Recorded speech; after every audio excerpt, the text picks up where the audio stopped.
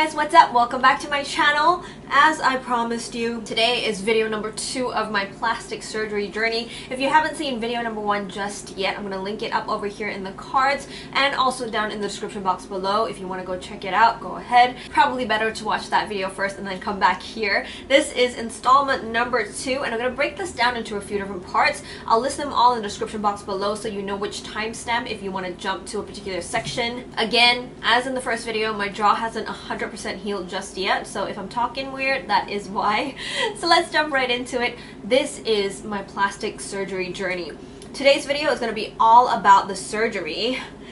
Whew. Okay, so before I get into everything, I just want to let you know exactly what I got done. The first thing I got done was my eyelids. I have a droop in my eye, or I had a droop in my eye just here, and it was really bothering me in all my photos. So I got Dr. No to help me increase the height of my double eyelid just a little bit, especially on the right eye, so that everything would look nice and even. I love the way it turned out. Thank you so much, Dr. No.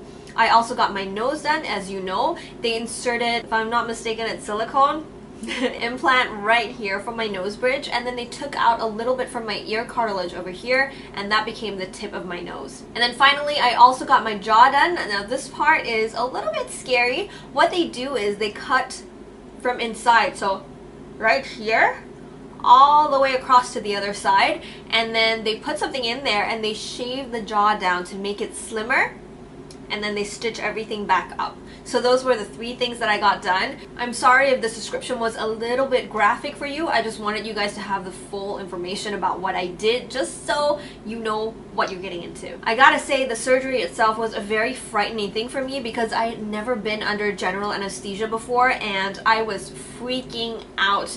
Eugenia from Dogfinder Korea, as always, was a huge help. She answered all of my questions, told me what I should expect. I also did a lot of research on my own, which I think is really important. If you're thinking about getting plastic surgery, please do a whole bunch of research so you know exactly what clinics you want to go to, what they specialize in, what to expect with both the surgery and the recovery period. For me, as I mentioned, I was really nervous. Even though I did all the research, I was still unsure about how my body personally would react to the general anesthesia. But the nurses at BANOBAGI, I'm telling you guys, they are absolute champions. They're so professional. They made me feel so at ease, and they really made me feel like I was in good hands. And my entire surgery took about 7 hours, including my recovery time.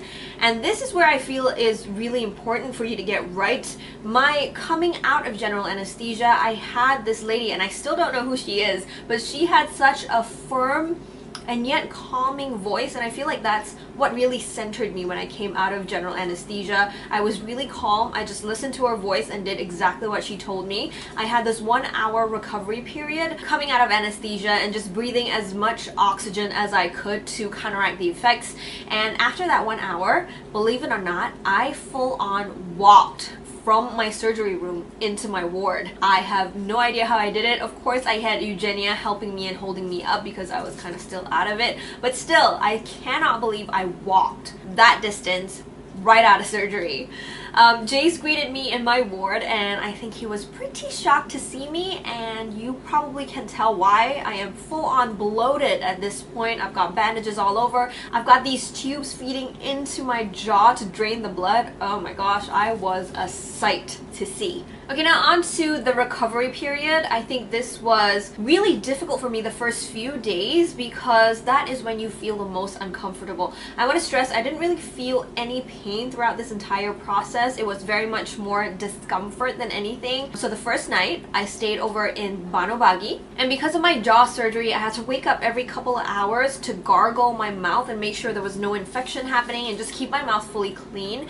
And this is where I feel like it's really important to bring someone with you, because with the drugs and everything coming out of surgery, you're still pretty out of it. And Jace was such a huge help to me. He woke me up those every 2 hours so I could gargle my mouth. He changed out my ice packs for me, which reduced the swelling. It's so important to have someone really supportive and someone who doesn't mind helping you out throughout this recovery process.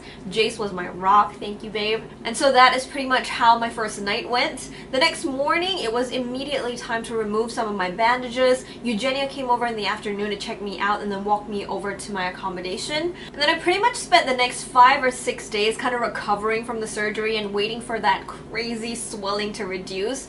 But just so you know, walking around Korea with that swollen face is not a problem at all. So finally took a walk this morning. You will not believe how nonchalant people here are about plastic surgery. I walked out with this face on, okay? Nobody even blinked.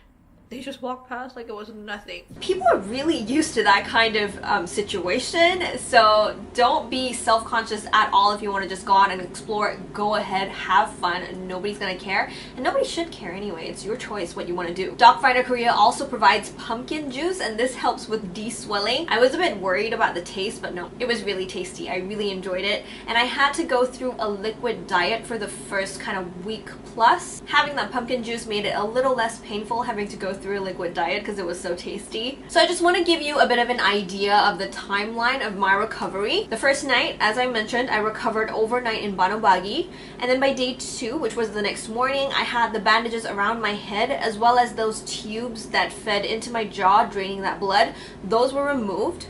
I also checked out of Banobagi in the afternoon. The swelling got to its peak around day 3 and subsided mostly by day 5. I used ice packs at least 5 times in the morning, 5 times at night, just to help with the de-swelling. I feel like that's really important. I also slept with my head elevated, and you definitely want to work out the position that's most comfortable for you before you get there, because otherwise you're going to get a huge backache, which was my problem the first few days until I got a position that I was really used to and comfortable with. And then on day 5, I removed the bandages around my nose, and I got this awesome facial that had de-swelling lasers. I tell you, Banobagi thinks of everything.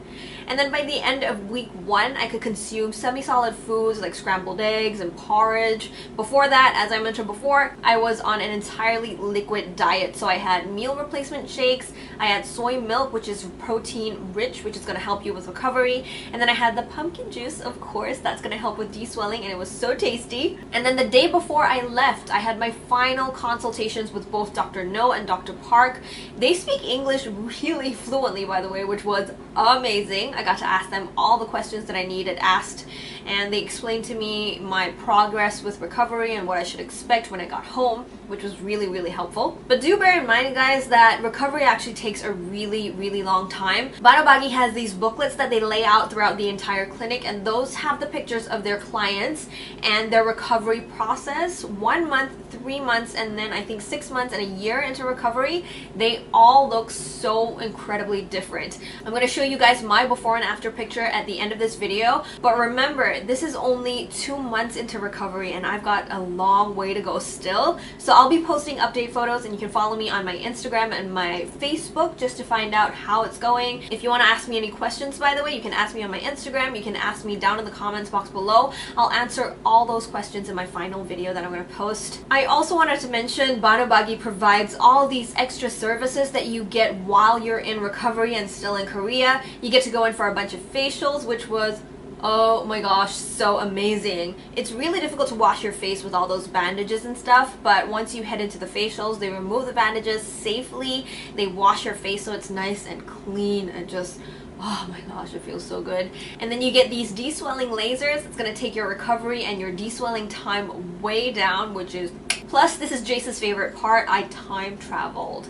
Basically, what it is a hyperbaric oxygen chamber. You're supposed to go and chill in there for about 20 minutes to half an hour, and that's just supposed to kind of help you absorb as much oxygen as possible into your body, which helps with the healing process. Everything they do at the clinic basically helps to speed up recovery and make everything easier on you, which is great. One thing I have to mention to you though is the stitch removal process. Everybody says this is the worst part of the entire surgery journey. I kind of have to agree. This was probably the second worst for me, the worst being the peak of the swelling, when my face just felt so stretched out and uncomfortable. Getting my stitches removed, that happened over the course of a week. The first time I went in, I removed the stitches around my nose as well as behind my ear. That's where they got the cartilage for the tip of my nose, by the way. And the next time I went in, I got the stitches inside my jaw removed. Now that was the worst. It does get painful, I'm gonna warn you. Prep yourself in advance, know that it's gonna be uncomfortable. You can take one of the painkillers that they give you about half an hour before your stitch removal. That's just gonna help to reduce the pain and discomfort a little bit. Just something to keep in mind, but I promise you it's really quick. The nurses are super efficient and professional. It's gonna be over before you know it. Of course, I had to mention DocFinder Korea's services. They were such a huge help throughout this entire thing. Basically, the whole trip, DocFinder Korea is readily available. Eugenia was actually really hands-on. She helped me organize all my appointments according to my preference. She was there to walk me to and back from all of my appointments. She translated for me, of course. That is the most important. And this was the cutest part, I think. She helped me translate messages into Korean. She sent it to my phone so that I could show waiters and waitresses at the restaurants so I could order the food that I wanted. When you're in recovery, you're not allowed to take solid food, so sometimes they've got to blend the food for you. And Eugenia had this readily typed out message for me. Every time I wanted to blend up my food, I just showed my phone to the waiter and whoops. So I just showed my phone to the waiter, they read it, and that was that. So good. Good? I don't think you can eat those. Blended food, yum. DocFinder Korea also has this really cool service, and this was one of my favorite parts. They take you out on this little tour day to wherever you want to go in Seoul. So the entire time me and Jace were there, we were traveling around by subway, and it was a really easy way to get around. But if we were to go to this place that we wanted to go to, it would have taken us over an hour to get there. Thankfully, we had this DocFinder Korea tour day and we told Eugenia we wanted to go there. She was super accommodating. She got everything arranged. We had the most amazing day. I wanted to give Jace a little special day for him because he was all out taking care of me this entire recovery time. So I chose to go to this area called Itaewon, and it had a meerkat cafe, and Jace is obsessed with animals. So we got to play around with the meerkats. It was really cool. And then, my favorite part of the day, Eugenia introduced me to a brand new Korean dish.